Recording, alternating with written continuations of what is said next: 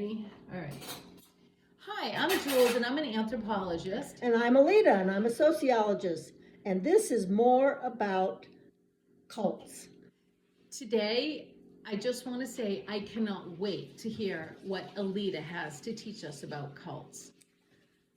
You know, we use that language in our society as though we understand it, and often we don't use it in a very good way.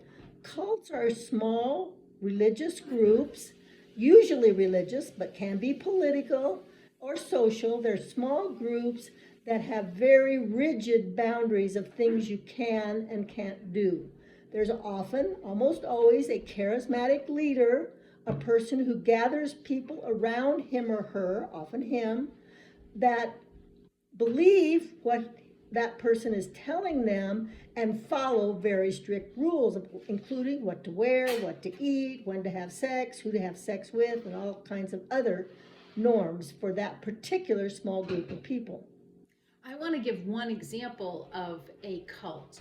Way back when, in the 19th century, there was a woman named Anne Lee, and she was a cult leader.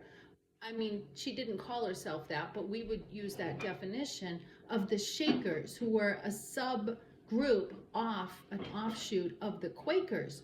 And one thing that they did is when they prayed, they had to shake. And they had such extreme rules about men and women. Men and women were both considered equal, and women equal with men in every possible way, but they did not believe in reproduction. So men lived in one house, women lived in another house. They worked side by side, but they retired in the evening to separate quarters. And what do you think happened to them? Their rules were so strict, they actually died out as a cult or as any type of subculture because they didn't reproduce any children. They had to adopt children when they were allowed to, but eventually they just died out as a group.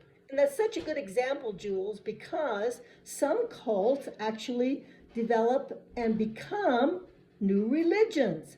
Christianity in its early form was really, we would say, a cult, as was Muslims, as was Buddhism. It starts very small with a small group, and as more disciples come in, if it's a religious cult, it can develop and grow into even a major religion. Now see, that's almost